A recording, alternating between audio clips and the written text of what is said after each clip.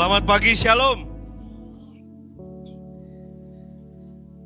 Puji Tuhan, semua sehat, amin.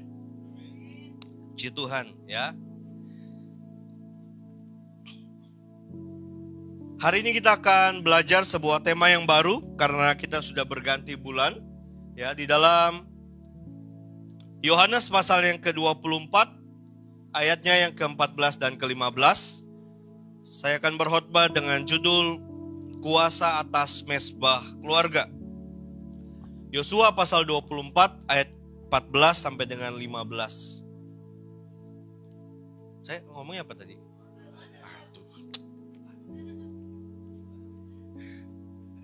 Yosua aja lah.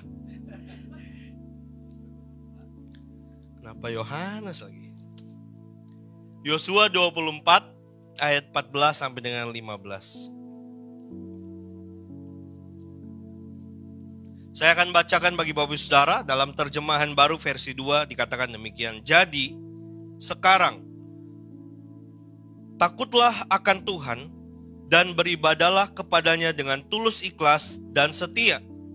Singkirkanlah ilah-ilah yang kepadanya nenek moyangmu telah beribadah di seberang sungai Efrat dan di Mesir, dan beribadahlah kepada Tuhan.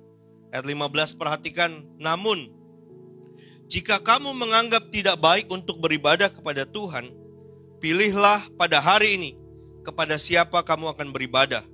Ilah-ilah yang kepadanya nenek moyangmu beribadah di seberang sungai Efrat, atau ilah-ilah orang Amori yang negerinya kamu diami ini. Tetapi aku dan seisi rumahku, kami akan beribadah kepada Tuhan. Bapak Ibu Saudara, apa yang baru saja kita dengar pada firman Tuhan ini, pada ayat ini, ya, ini ditulis oleh Yosua pada masa tuanya, ya, sebelum dia meninggal. Dia mengumpulkan para tua-tua Israel, para pemimpin-pemimpin perang, para hakim-hakim, ya.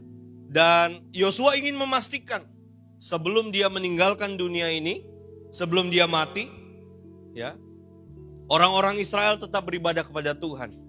Makanya muncul pertanyaan pada ayat 25 ini, ya. Dikatakan, pilihlah pada hari ini kepada siapa kamu akan beribadah.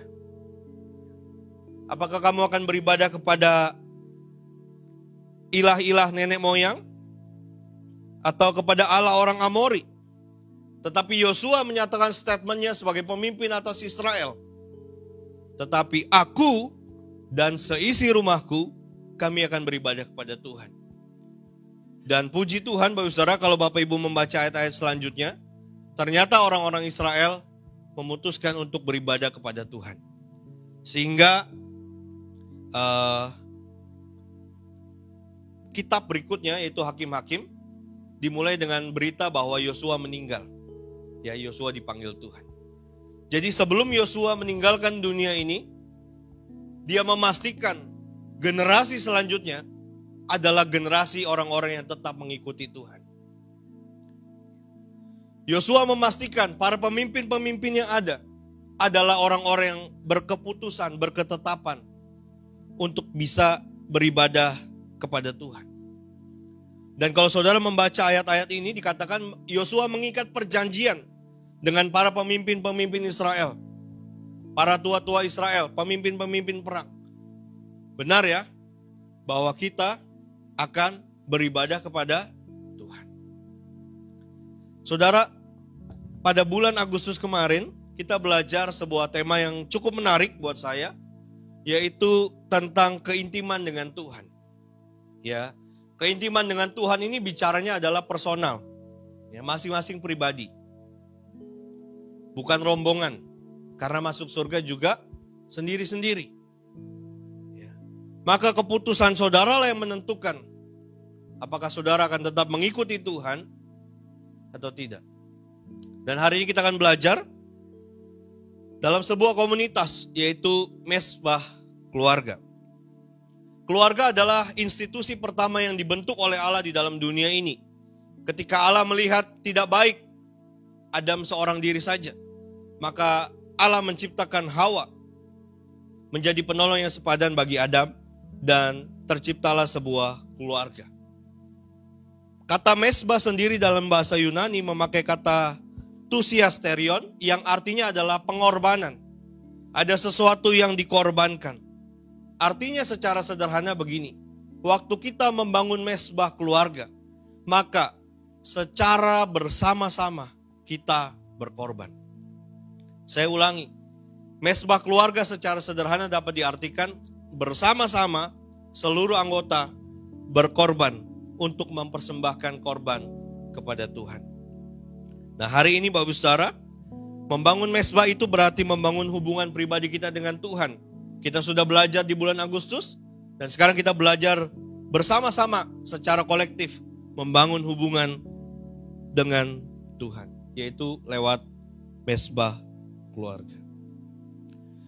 Saudara, mesbah keluarga ini penting sebab bukan hanya membawa setiap anggota keluarga kita kepada Tuhan, tetapi juga membangun kesatuan di dalam keluarga.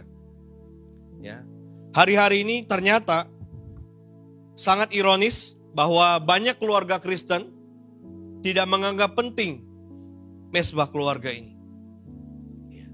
Banyak orang-orang yang mengikuti Tuhan, bahkan para pelayan-pelayan Tuhan dan hamba-hamba Tuhan sekalipun tidak menganggap penting adanya mesbah keluarga. Tidak menganggap mesbah keluarga ini sebagai sebuah kebutuhan di dalam keluarga. Dan hari ini saya akan sampaikan kepada saudara melalui ayat yang kita baca. Yosua sebagai seorang pemimpin, dia mengumpulkan para pemimpin. Dan dia menyatakan statement, menyatakan sikapnya. Tetapi aku dan seisi rumahku, kami akan beribadah kepada Tuhan. Maka, dengar baik, keputusan untuk membangun mesbah keluarga, keputusan untuk hidup dalam kebenaran, keputusan untuk tetap berada mengikuti Tuhan, berada di dalam jalan yang benar, adalah keputusan pemimpin keluarga. Siapakah pemimpin keluarga?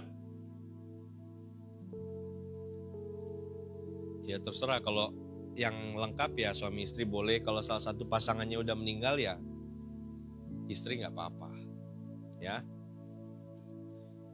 Tetapi secara umum pemimpin keluarga adalah para pria.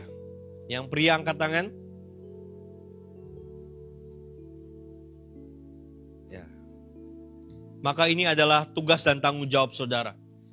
Yang belum menikah, yang punya rencana menikah dan yang sudah menikah, maka saudaralah yang mengambil keputusan. Mau dibawa kemana istri dan anak-anak saudara. Mau dibawa kemana keluarga saudara. Ya, para prialah yang memutuskan. Ya. Nah, sekarang kita akan belajar saudara, apa yang akan terjadi ketika kita membangun mesbah keluarga. Yang pertama saudara, di dalam Mazmur pasal 127, ayat yang pertama sampai dengan yang kedua. Inilah yang akan terjadi ketika kita membangun mesbah keluarga. Mazmur pasal yang ke-127, ayat yang pertama sampai dengan yang kedua. Saya akan bacakan bagi Bapak Saudara. Saudara bisa memperhatikan ayat yang ada di depan. Saya akan bacakan dalam terjemahan baru versi 2. Demikianlah firman Tuhan. Jikalau bukan Tuhan yang membangun rumah, sia-sialah jerih payah orang yang membangunnya. Jikalau bukan Tuhan yang mengawal kota, sia-sialah pengawal berjaga-jaga. Ayat kedua, sia-sialah kamu bangun pagi-pagi dan baru beristirahat sesudah larut malam untuk mencari nafkah dengan jerih payah. Sebab kepada yang dicintainya Tuhan memberikan pada waktu tidur. Nah, Bapak Ibu Saudara, yang akan terjadi ketika kita membangun mesbah keluarga adalah hidup yang diberkati oleh Tuhan. Katakan sama-sama, hidup yang diberkati oleh Tuhan. Semua orang ingin hidupnya diberkati, amin. Ada yang gak kepingin hidupnya diberkati? Gak ada ya. Semua ingin hidupnya diberkati. Tetapi tidak semua orang ingin membangun mesbah. Tetapi tidak semua orang ingin membangun hubungan pribadinya dengan Tuhan. Ini sebuah paradoks. Semua orang kepingin hidupnya bertambah naik, bertambah maju. Tetapi tidak semua orang punya keinginan untuk bisa membangun yang namanya mesbah doa. Kenapa saudara? Karena banyak orang berpikir mencari uang jauh lebih penting, Pak. Berdoa bisa kapan saja. Berdoa bisa nanti. Tapi mencari uang itu jauh lebih penting. Ada amin? Gawat nih kalau bilang ada. Berapa banyak orang lebih mendahulukan hal-hal yang lain daripada mencari Tuhan. Berapa banyak orang lebih menganggap mencari uang di hari Minggu. Karena hari Minggu rame, Pak. Betul. Saya juga tahu. Sabtu Minggu rame, Pak. Betul. Saya udah tahu. Tapi Alkitab berkata dengan jelas, sia-sialah orang yang berjerih payah mencari nafkah. Bahkan baru beristirahat sesudah larut malam. Kalau bukan Tuhan yang memberkati. Ada amin saudara? Berapa banyak saudara mengalami dalam keluarga saudara masing-masing? Rasanya udah kerja keras, rasanya sudah berjerih lelah, tapi kok ya begini-begini aja. Berapa banyak saudara merasakan kayaknya tulang sudah dibanting, keringat sudah diperas, tapi kok ya hidup begini-begini aja. Hari ini, pada pagi hari ini saya mau sampaikan, cobalah periksa kehidupan doa saudara dengan Tuhan. Kita sedang tidak menghakimi, kita tidak sedang menghakimi, tetapi mari kita mau sama-sama belajar dan mengoreksi. Apakah kita sudah menempatkan Tuhan sebagai yang utama dan prioritas dalam hidup kita? Cari uang penting, bekerja penting, berusaha penting, tapi mencari Tuhan jauh lebih penting. Ada amin saudara? Saudara yang mengenal saya dari mungkin sekitar 15-20 tahun yang lalu. Paling tidak yang saya kenal ada Bu Shirley, ada Bu Tanculing, ada Lucy. Pasti tahu betul bagaimana perjalanan hidup saya. Dan saya mau saksikan Bapak Ibu Saudara, sekali lagi, bukan karena kuat dan gagah.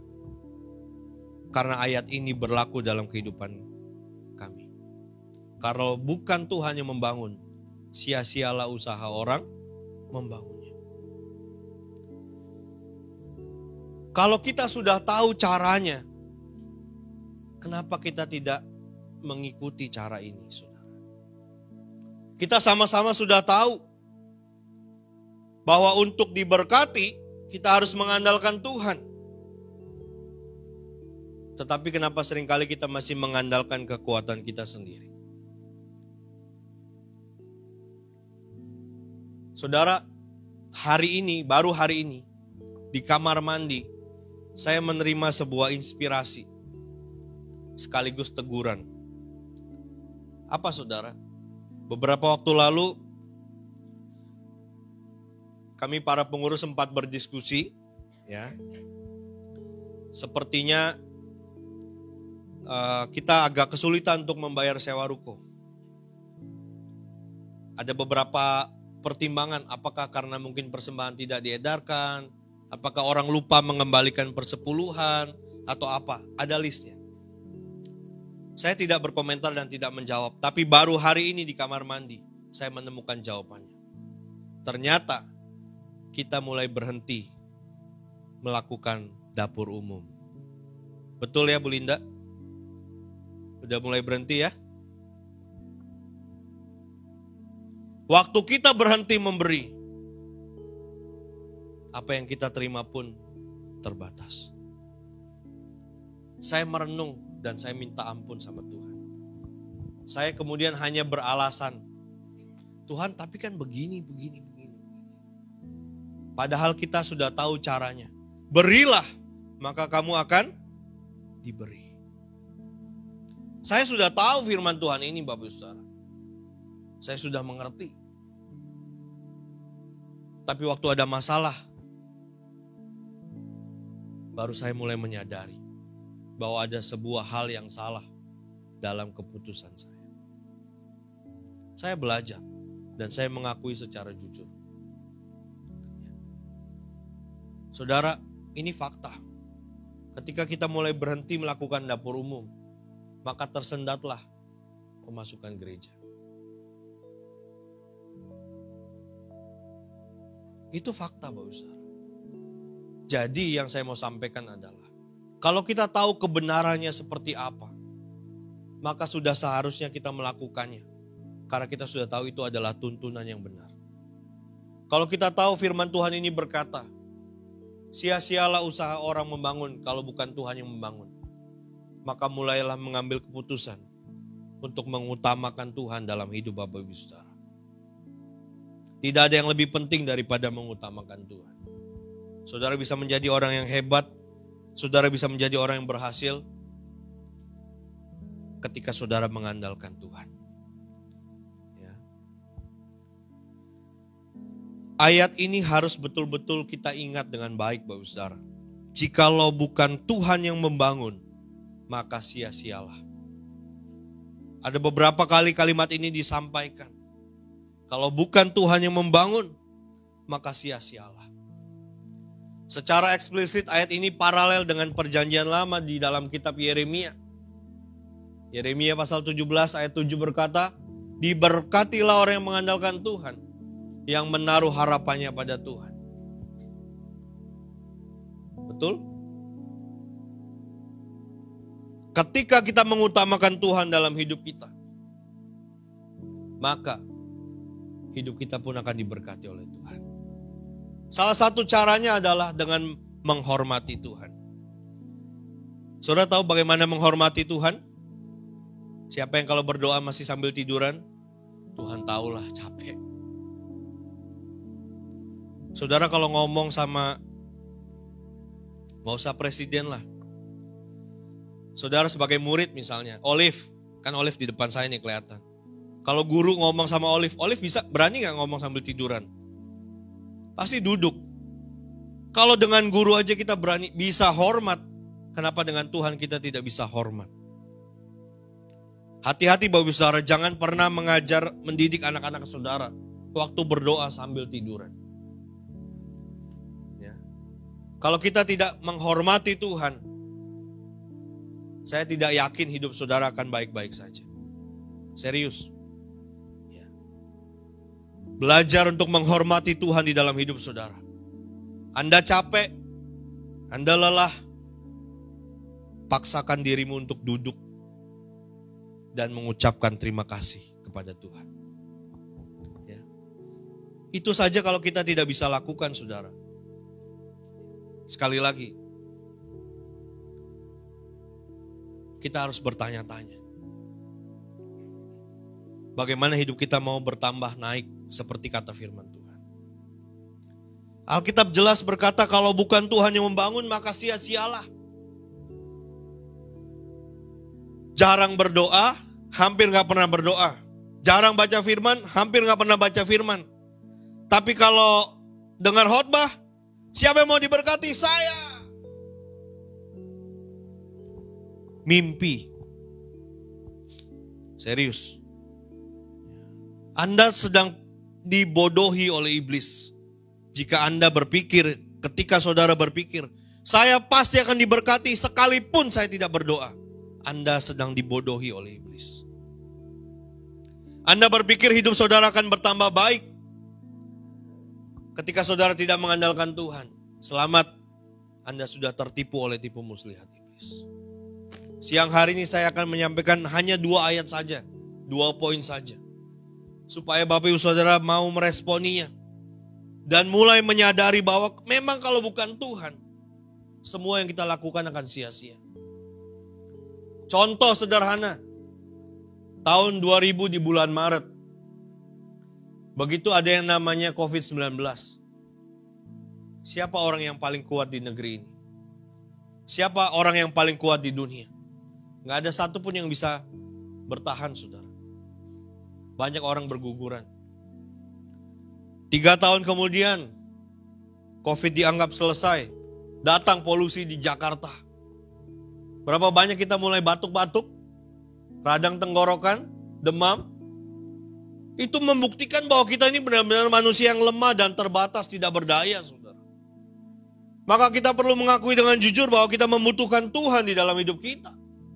Maka mulailah tempatkan Dia sebagai yang utama dalam hidup saudara.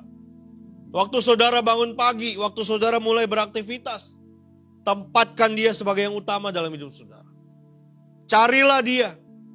Jangan lupa ada ayat yang berkata, carilah Dia selama Ia berkenan untuk ditemui. Jangan terlambat. Memang penyesalan datang terlambat. Tapi jangan terlambat, saudara. Hari ini masih punya kesempatan untuk saudara bisa membangun mesbah keluarga. Kalau kepala keluarga atau suami kurang bisa berperan untuk membangun mesbah keluarga, saudara yang merasa saya lebih bisa nih, ajaklah suami saudara, ajaklah anak-anak saudara. Jangan terlalu pandai untuk membuat alasan. Beginilah, capek lah, gak ada waktu lah. Kita nih memang manusia yang pandai bikin alasan sejak manusia pertama jatuh dalam dosa.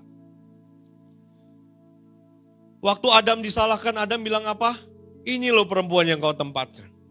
Waktu Hawa disalahkan, Hawa bilang apa? Itu loh ular. Kita nih paling jago berbuat alasan, saudara. Tapi hari ini mulai berhenti membuat alasan. Mulailah bertindak dan membangun mesbah keluarga. Itu baru jempol, saudara. Itu baru hebat. Banyak orang gagal membuat alasan. Betul ya? Kenapa gagal?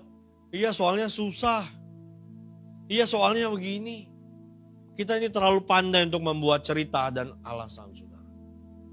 Tapi saya berdoa siang hari ini, biar setiap keluarga saudara tidak lagi punya banyak alasan. Tetapi mulailah banyak sikap, mulailah banyak tindakan untuk meresponi firman Tuhan. Mulailah membangun mesbah keluarga saudara. Apa sih Pak yang dilakukan di mesbah keluarga? Sederhana aja saudara. Memuji Tuhan. Membaca Alkitab bersama-sama. Selesai. Tapi gak ada waktu Pak. Kalau Tuhan ambil waktu saudara, baru saudara pikir, iya ya.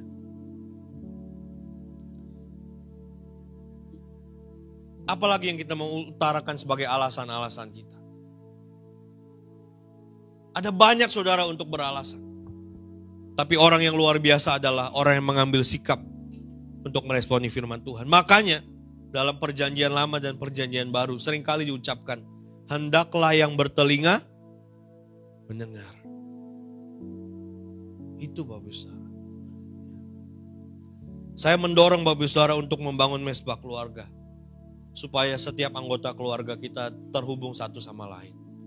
Nggak bisa pagi, bisa malam. Berjauhan, sekarang ada yang namanya telepon. Saudara tahu telepon? Handphone tahu? Pakai. Jangan pandai membuat alasan. Tapi pandailah mencari cara untuk dapat melakukan firman Tuhan. Mulai meresponi dengan baik saudara. Kenapa saya katakan demikian? Karena mesbah keluarga adalah salah satu warisan terbaik yang saudara bisa tinggalkan bagi keluarga saudara. Ada salah satu orang terkaya di Indonesia, saya nggak sebut namanya. Kami cukup kenal baik. Ya, saya sering diundang juga untuk sharing, untuk konseling dengan mereka. Tapi tahukah saudara bahwa ada salah satu anggota keluarga anaknya yang tidak sungguh-sungguh hidup dalam Tuhan. Kristen sih, tapi tidak hidup dalam Tuhan. Waktu orang tuanya meninggal, warisan harta, waduh, bukan M lagi saudara. Sampai bahas untuk pembagian harta itu 1 bulan. Saking banyaknya. Ada rumah, ada tanah, ada ruko, ada gedung, ada hotel. Belum yang lain-lain bisnisnya. 1 bulan rapat keluarga buat bagi warisan. Setelah semuanya selesai, warisannya dibagi. Dalam waktu 3 bulan, ada salah satu anak yang jatuh miskin. Pertanyaannya, kok bisa? Kalau bukan Tuhan yang membangun, maka sia-sialah.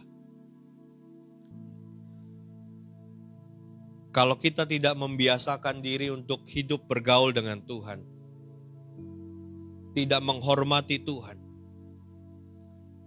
maka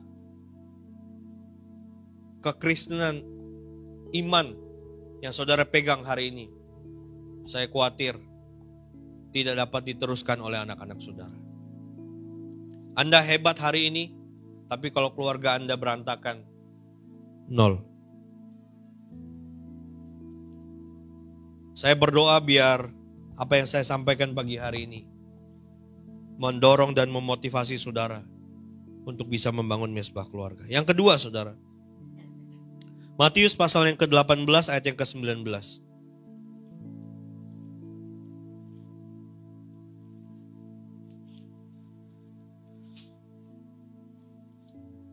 Matius pasal 18 ayat yang ke-19. Firman Tuhan berkata, "Aku berkata lagi kepadamu," ini Tuhan Yesus yang berkata, "jika dua orang dari antara kamu di bumi ini sepakat dan memintanya, permintaan mereka itu akan dikabulkan oleh Bapa-Ku yang di surga." Ketika kita membangun mesbah keluarga, maka doa kita akan dijawab oleh Tuhan. Alkitab berkata, jika dua orang di bumi sepakat minta apa saja, maka akan dikabulkan oleh Bapa-Ku yang di surga. Sederhana bukan? Dua orang sepakat itu gak usah banyak-banyak, saudara. Suami dan istri saja cukup. Dua orang sepakat, Alkitab berkata dengan jelas, minta apa saja, maka Bapa di surga akan mengabulkan. Semua orang ingin doanya dijawab oleh Tuhan, amin. Tapi tidak semua orang mau membangun mesbah. Padahal sudah tahu caranya loh. Kepingin doanya dijawab, sepakat suami dan istri. Boro-boro mau sepakat, Pak, ribut terus. Makanya gak heran doanya gak dijawab. Halo? Makanya gak heran kalau rumahnya itu kayak kapal pecah. Makanya gak heran kalau terjadi huru-hara dalam rumah. Oh, gak pernah ada damai sejahtera. Boro-boro damai sejahtera, Pak. Bangunlah mesbah keluarga, saudara. Kenapa saya bilang ada hubungannya antara perang dalam rumah tangga dengan damai sejahtera? Kalau saudara tahu, saudara harus membangun mesbah keluarga. Misalnya contoh, saya dengan ibu gembala ribut. Saya tahu nih saya harus bangun mesbah. Maka saya akan datangi dia dan saya minta ampun. Yuk kita berdamai, yuk kita berdoa. Terciptalah damai sejahtera di rumah. Minta maaf aja gak mau, gimana mau tercipta damai sejahtera? Berdoa saja gak mau, gimana mau ada joyful? Gimana mau ada sukacita di rumah? Lalu saudara mau mengharapkan semua yang terbaik dari firman Tuhan ini terjadi dalam rumah tangga saudara. Nonsense. Impossible. Serius. Anda mau mengharapkan berkat-berkat tercurah berlimpah, doa saudara dijawab, hidup saudara baik-baik, penuh dengan damai sejahtera, penuh dengan sukacita, tapi nggak pernah berdoa. Coba cek, kalau rumah tangga saudara sering ribut, jangan-jangan saudara kurang berdoa. Halo? Saya ulang. Coba saudara cek, kalau dalam rumah tangga saudara sering ribut, sering perang, jangan-jangan saudara kurang berdoa. Saya nggak bilang saudara nggak berdoa loh ya, kurang berdoa. Atau mungkin saudara berdoa tapi saudara berdoa sendiri-sendiri. Mulailah berdoa bersama Bapak Ibu. Mulailah membangun mesbah keluarga. Kenapa anak sulit untuk rukun dengan orang tua? Jangan-jangan gak ada mesbah keluarga. Tolong jangan pada senggol-senggolan dong. Saya kan kelihatan dari atas. Saudara, dua orang ini bicara soal suami dan istri. Ya. Sepakat itu artinya seia sekata. Satu tujuan, satu visi, satu goal, satu arah dalam menjalani rumah tangga. Kalau saudara sepakat, saya percaya apa yang saudara doakan dijabah oleh Tuhan. Kalau saudara nggak tahu arti kata dijabah itu dalam bahasa Arab artinya dikabulkan. Ya. Jadi membangun mesbah doa itu adalah pintu bagi Tuhan untuk memberkati keluarga saudara dengan tidak terbatas. Ada amin saudara? Ya. Mulailah membangun mesbah keluarga. Saya akan tutup dengan satu ayat. Roma pasal 12 ayat yang pertama. Gila tumben banget Pak Gembala, cepet khotbahnya. Cuma Bu Esther doang yang bisa cepet. Bu Esther gak ada kan ya? Roma 12 ayat yang pertama. Saya akan terjemahkan dalam terjemahan bahasa Inggris dalam Alkitab The Message. Saudara perhatikan, tolong ditampilkan ayatnya Roma 12 ayat yang pertama. Saya akan sampaikan dalam bahasa Inggris dalam Alkitab The Message. Dikatakan begini. Take your everyday, ordinary life, your sleeping, eating, going to work, and walking around life, and place it before God as an offering. Jadi waktu saudara tidur, sebelum tidur, waktu saudara makan, waktu saudara mau bekerja, waktu saudara melakukan apapun dalam hidup saudara, taruhlah itu sebelumnya kepada Tuhan sebagai persembahan yang benar. Jadi persembahan yang hidup dikatakan, persembahan yang benar dikatakan. Ketika dalam segala aspek kehidupan saudara.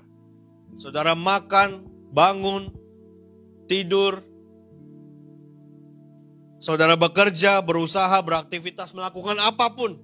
Lakukanlah dalam nama Tuhan Yesus. Itu adalah persembahan yang berkenan kepada Tuhan. Alkitab berkata itu adalah ibadah yang sejati.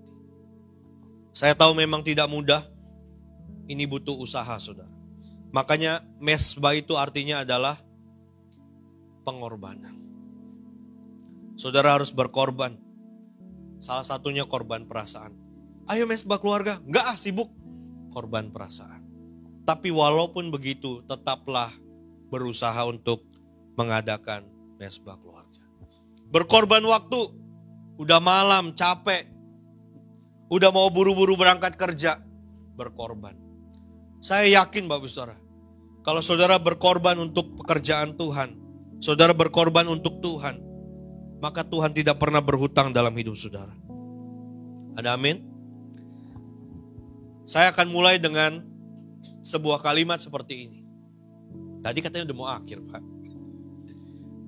Saudara bisa mulai dari hari ini, tanggal 3 September 2023. 3923. Saudara mulai bandingkan ketika saudara mulai membangun mesbah keluarga dari hari ini. Nggak usah jauh-jauh sampai di penghujung tahun 2023. Lihatlah apakah ada perbedaan dengan keluarga saudara, dengan hidup saudara atau tidak sama sekali. Yang mau coba silahkan. Yang tidak mau coba pilihan di tangan saudara. Karena Kristus juga tidak pernah memaksa untuk kita masuk surga. Dia memberikan pilihan. Berjuanglah masuk melalui pintu yang sesak itu. Berjaga-jagalah dan berdoalah. Karena engkau tidak tahu, kita tidak tahu kapan hari dan waktunya Tuhan akan tiba. Hari ini masih ada kesempatan bagi kita semua untuk kita membangun mesbah doa di dalam keluarga. Belum terlambat. Maka hendaklah setiap orang yang bertelinga mendengar, meresponi, dan berusaha melakukannya. Tuhan Yesus memberkati kita semua.